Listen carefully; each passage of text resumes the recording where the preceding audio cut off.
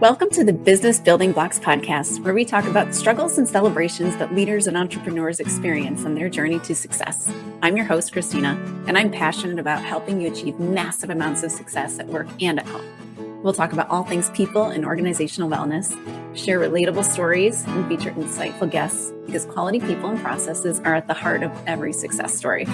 Ready to learn, grow, and have fun? Let's dive in.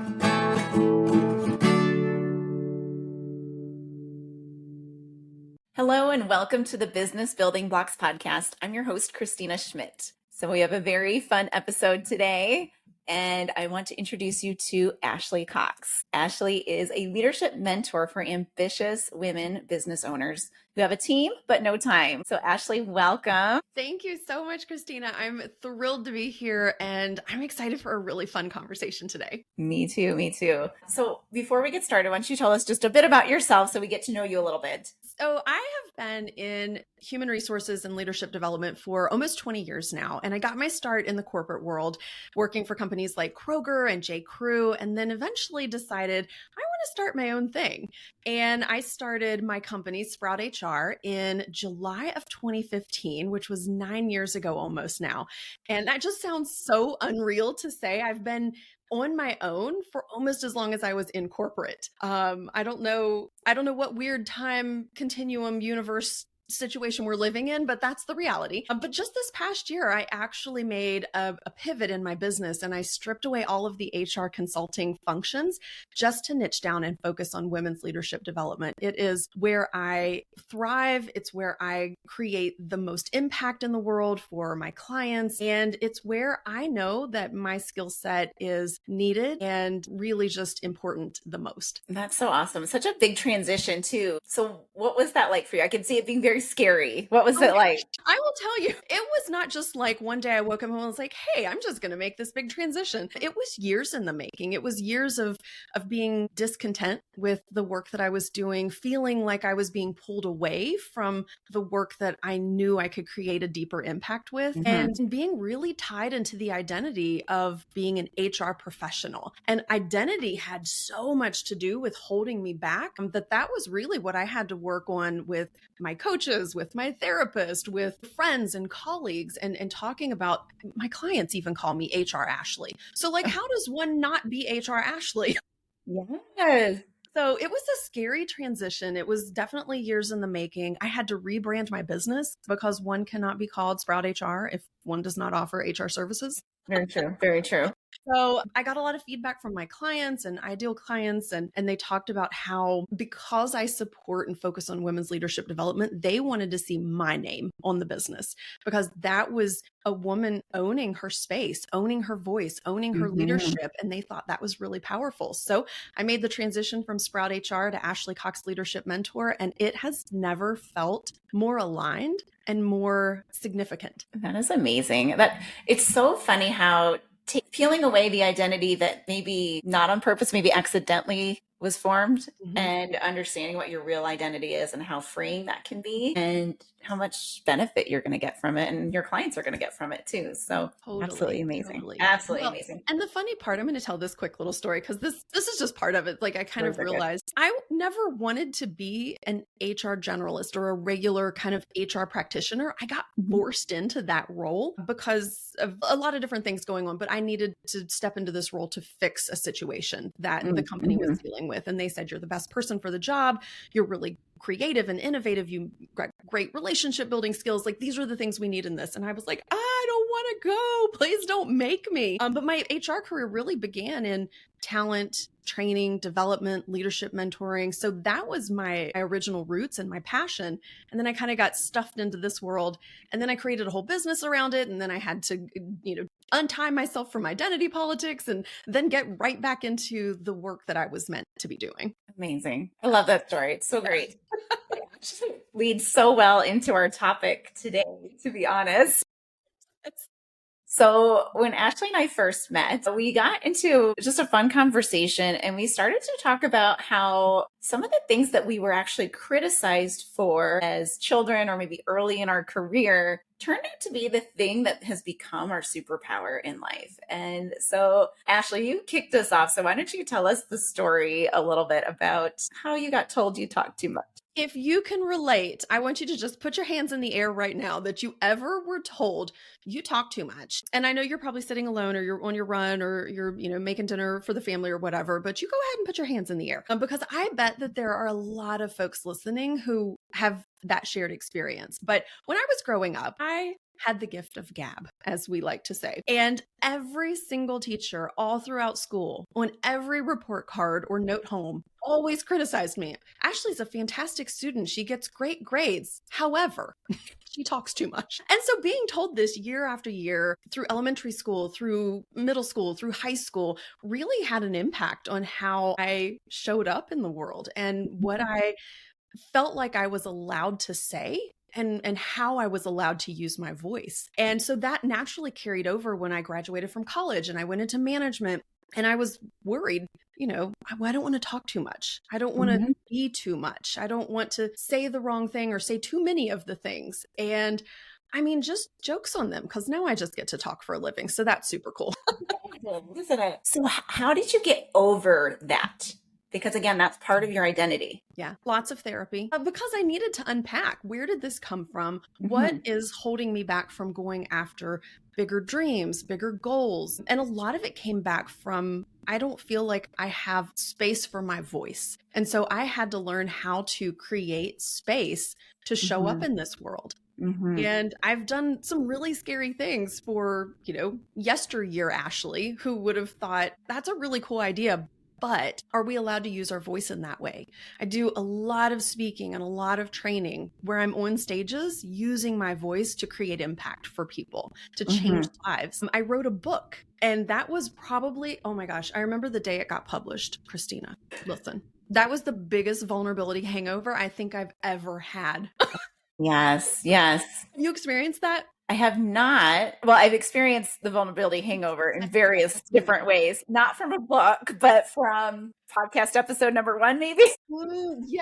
Yes. I started a podcast because, you're going to write your words on a page and that's kind of a static way to share your voice. But then you decide, well, why not just push it all the way to the limit and let's start a podcast and share our thoughts and ideas and voice and perspectives and thought leadership and things like that. And it has been a scary journey, but I think anything worth growing into is worth being uncomfortable for. And so that's just the perspective I continue to bring into my work and into my life, even into, my life outside of my business, because my life does not just consist of my business. It consists of my community, of my family, of my friends, of the volunteer, organizations and things that I participate outside of work, and being able to use my voice in different ways in all different aspects of my life has really just allowed me to create a rich and fulfilling experience all around. Oh, that's so awesome.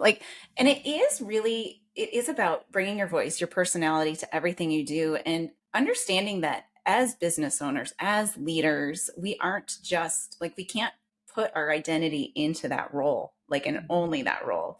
We are all the other things. We are the volunteer. We are the mom. We are the spouse. We are all of those pieces, the sibling, the everything else. And when we forget that, when we try to keep it separate, we don't come off as authentic and we're probably not as effective. 100%. I actually literally wrote the book about this. It's called Transform Your Stories. And what I shared in that book was my personal journey going from, at times having the confidence and taking up the space to use my voice to advocate for myself or what I wanted or what I needed, to finding areas that still I was holding back and I wasn't showing up as my full self. And so it's interesting that even if you tackle it in one area and you become really proficient at using your voice or taking up space there might still be other areas that you hold back or you feel like this might be too much or I'm too much. And so part of Transform Your Stories is about identifying those areas where we're holding ourselves back because of the stories we tell ourselves, because of the experiences that we've had that have led us to believe whatever it is we believe about ourselves today. To me, a lot of, again, therapy, a lot of journaling, a lot of sitting with, why did I make that decision? Why did I hold back? Why didn't I speak up? What would I have said if I would have given myself permission to be fully present in that moment? And those types of exercises really continue to allow me to show up fully as a human. And don't get me wrong, like, I am not perfect at this, which is exactly why I wrote the book. I wrote the book for you. I wrote the book for me. I wrote the book to continue being able to push myself outside of that comfort zone and to use my voice in new, impactful ways. And there's times where I will mull over something that I said where I was like, oh, this is a time where it'd have been great if you just didn't talk too much. So I still find myself in that situation. And I think that's very human of us, right? We're not ever going to be perfect at it, but we can continue to grow into using our voices more. Exactly. And I think it's about like taking those times when you're saying, why did I do that? Or why did I do that? Or why didn't I do that? And it's taking that time to reflect, like you said, like journaling, maybe talking about it with a coach or a mentor, or somehow working through it, because there's a reason you feel that way. And just feeling the shame, if you only feel the shame around it, you only feel that regret around it, you're going to stay stuck. So making that transition from that shameful feeling to, okay, now what can I learn? What can I do? How can I move forward with it? Absolutely. Yeah. And sometimes so important. And sometimes you just have to sit in the suck. Yes. Some things are just hard and some things are just uncomfortable. And if you do it once and you decide this really isn't for me, that's okay. But don't not try because you're scared to use your voice or whatever your superpower is. There's a lot of different things that we are criticized for as children or told we're too much in one way or another. And so maybe yours isn't that you talk too much, but maybe that yours was you were too messy. And maybe you're a really creative person who has incredible skills in drawing or sketching or painting or fiber or whatever type of art form it is. And now you use that to bring joy to other people and to create and to whatever it is that your mission is in life. You're too talkative, you're too messy, you're too active, you're, whatever. You question things too much, whatever it is, whatever your thing is. I think we can all make more space for that. Absolutely. I know for me, when we were talking about it, I was quite the rule follower as a child, but but as a leader, I was actually told I was too approachable and that I'm maybe too friendly and laugh too much and to have too much fun with it all. And I find it hilarious now because it is that level of approachability that brings people to me and that fun that I bring, but also like that's what I try to help leaders become is approachable. Because if you're not an approachable leader, then no one's going to bring the problems to you. Nobody's going to like come to you for help and they're going to hide it from you because you're unapproachable. So it's an interesting twist that I was able to use that overly approachableness. Yes.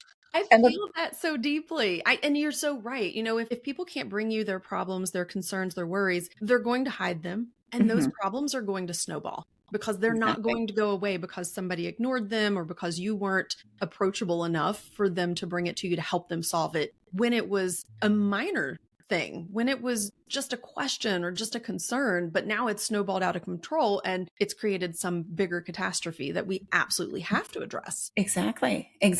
So having that regular touch point, having that ability to build that relationship where you can be approachable, but still hold boundaries and accountability that are key. It's both and. It's not either or. They're not mutually exclusive. Did you see my Instagram or LinkedIn or wherever I was up on the internet the other day where I talked about this as well? But mine was, as a new leader, I was told you're too compassionate. Oh my gosh. Yeah. People are going to use you as a doormat. They're going to run you over. They're not going to respect you. They're going to take advantage of you. Okay. So I have to use a club and just beat people over the head with it. Yeah. But that is like, that's the idea that people have in their head is what a good leader is or a strong leader is. Like to be too compassionate, you must not be a strong leader. And to be too approachable, you must not be a strong leader. Me growing up, my leadership time in in manufacturing world, it was me and a bunch of, middle-aged men typically. Yeah.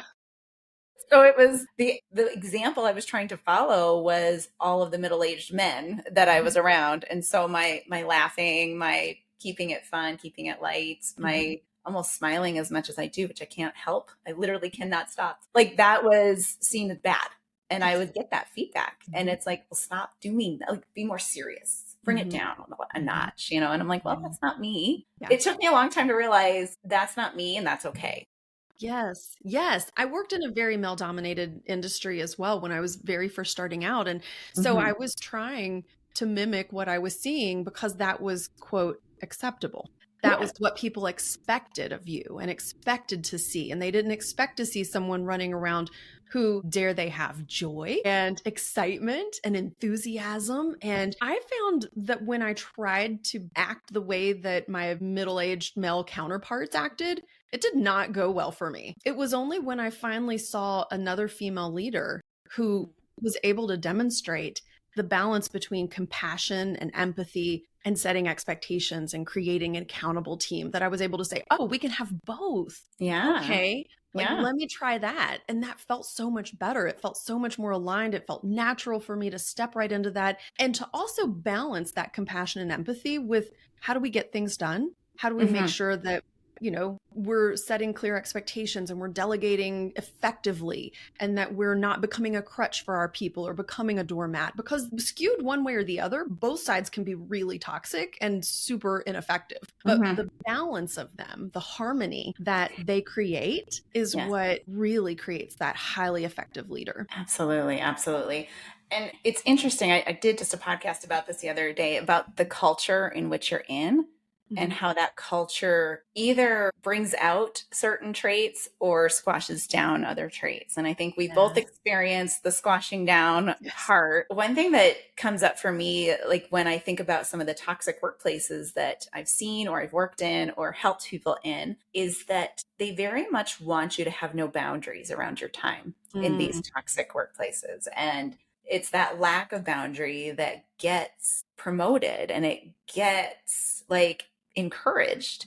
So lack of boundary around time, but that will, if people don't have boundaries here, going to also struggle with boundaries, with accountability, with everything else. So it's actually super interesting, how both ways, right? Things that are probably good for us that get squashed, and then other things that are maybe bad for us that get risen up.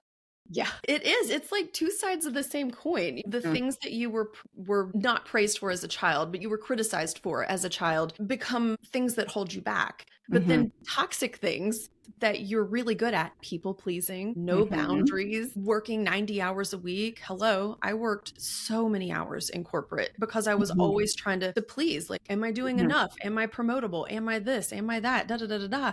And it was exhausting. And I know we've talked before about it leading to burnout and it leading to not the goals that you wanted to have in your life, because I didn't want to work 90 hours a week, 80 hours, 70 hours, whatever it was, because you're missing out on life. All you do is work and go home and go to sleep, and then you go back to work. And that's not a life to live. And so you hit the nail on the head with, some things that we've been praised with in our corporate jobs or in our community work or volunteer work or other places, that those self-sacrificing behaviors is where everybody else gets to take advantage of you, but you don't get to really show up and leverage your skills and your time that you have on this earth. This is the one life that we know of that we get to live. And so I don't want to spend it working nonstop for somebody else.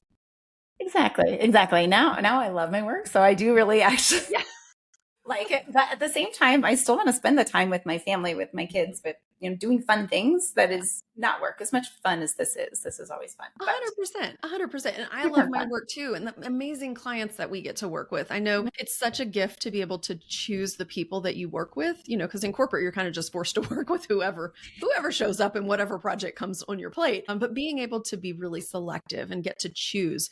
But we often create toxic work situations within our own businesses because that's what we've been conditioned to believe is productive and successful. And it's just not. Exactly. So we've both seen that where like that we're conditioned to believe what success looks like.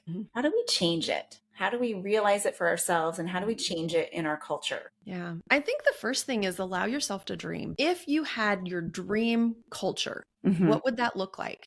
And it is not ping pong tables in the break room and yoga classes offered, for your team. Like those things are extracurriculars, we'll call them. The things that truly build culture is how do you want to feel when you come to work? How do you want your people to feel? What things did you dream for when you were working that, soul draining corporate job? I always dreamed of having Fridays off and having a 3-day weekend. So that's what I built into my business. Lovely. I was like, I don't work Fridays. I only take client calls Tuesday, Wednesday, Thursday, because I like Mondays to be able to set myself up for the week and to be able to be prepared. So that way, when Tuesday through Thursday comes, I can be fully focused. I can be spot on with my client work, with my speaking opportunities, with creating, presentations and things like that. And so I think we have to start with what feels really nurturing and supportive for us. And how many hours a week do you want to work?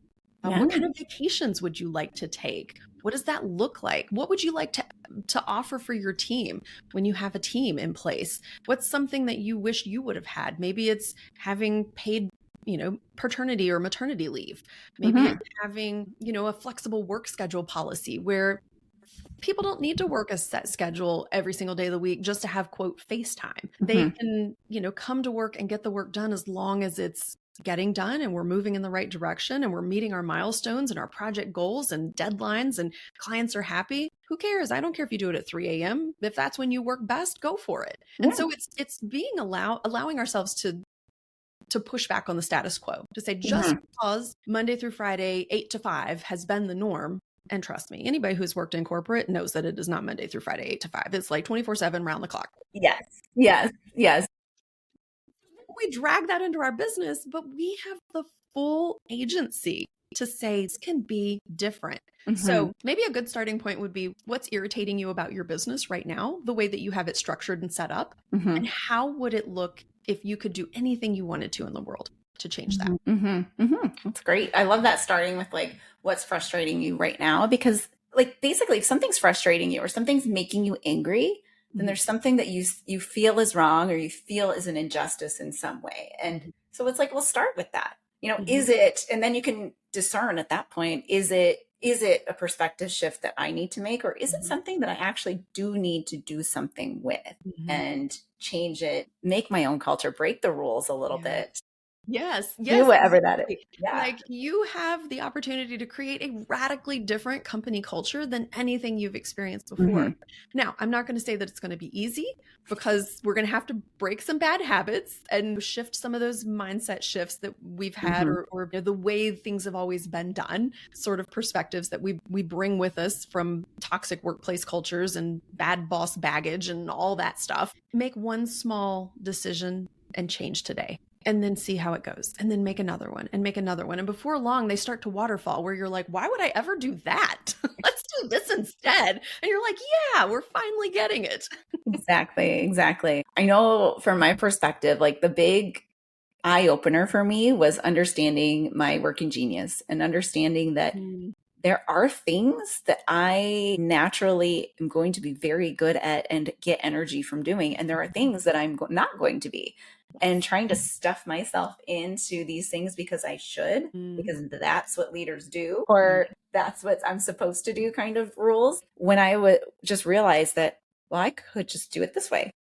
And that's okay. Like that was, sometimes I think just grabbing a hold of something and a self-awareness that you can name can really help you with that first step as well. So like if it's frustrating you, then deal with it. But if you're having a hard time even seeing that because maybe you're like me and overly rule following, like realizing that, oh, there is something about me that sees this differently or works differently or is different. And that's okay. Yeah. So. And if you have a hard time dreaming, get outside of your social bubble and meet some new people who are doing things differently that even you might sit back and say, ooh, I don't know if that's right for me, but have a conversation with them, because what that does is it helps us to see that there are many, many different ways to have a business that runs differently. And there's so many creative ideas out there that you don't have to have them all yourself. Like beg, borrow, and steal from other people. Like that's a really great idea. I'm going to implement that in my business. And if it doesn't work for you or it doesn't fit, guess what? You can leave it behind and you can try something different. And I think that's the beautiful thing about owning a business.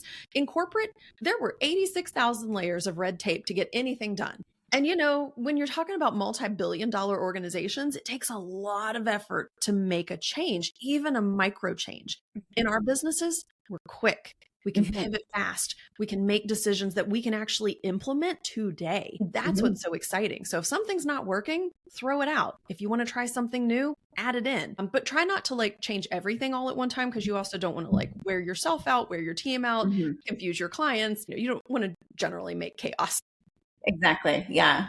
I find it very helpful to use the language of it's an experiment. I'm going to do an experiment. And then you only make a couple of changes, maybe set a time frame. I'm going to do it for 30 days, 90 days, 6 months, whatever that is, and assess. And that's an experiment. So nothing in our businesses, especially in the size of businesses we're running, but even in a larger business, nothing is forever. Nothing is permanent.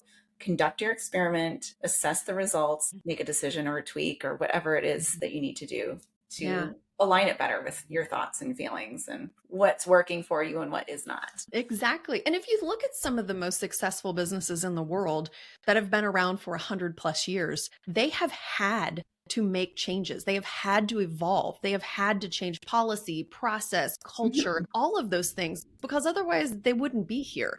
And we talk a lot about Blockbuster, and that was kind of their downfall. They just didn't change. And so everybody was like, well, we don't need you anymore. And so that's also something to kind of look to and aspire to, is that even these multi-billion-dollar organizations, whilst change can be slow and it can be sticky and it can be hard to get that change into place, it still happens.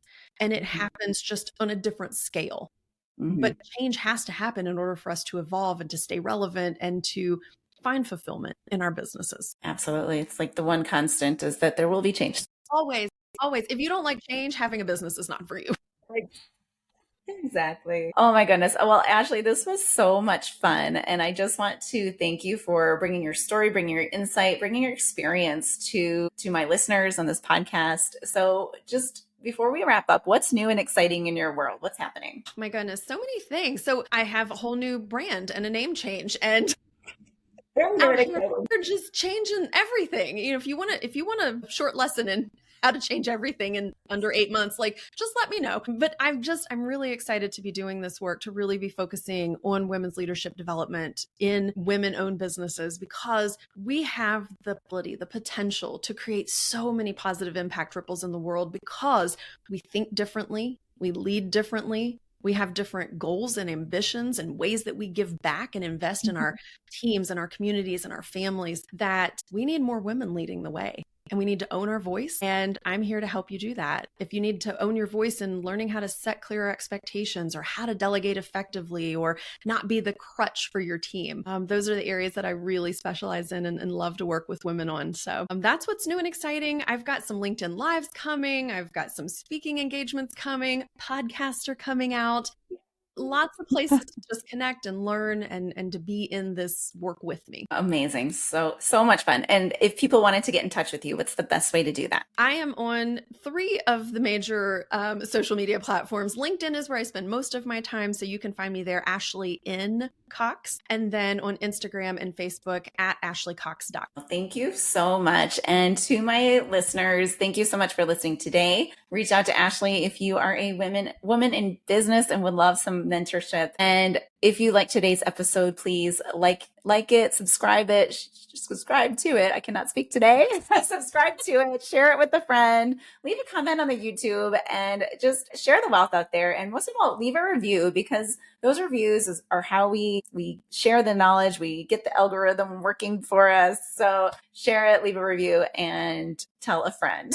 All right. Well, thank you. Thank you so much. It has been a pleasure, and we'll see you on the next episode of the Business Building Blocks podcast. Thanks for tuning in to the Business Building Blocks podcast. If you enjoyed this episode, make sure to subscribe so you don't miss what's next. If you found value in our conversation, please leave a quick review, like, or share. It helps us reach more amazing listeners like you. For more resources and insights, visit KristinaSchmidt.ca, where you can find tools and support to empower your leadership journey.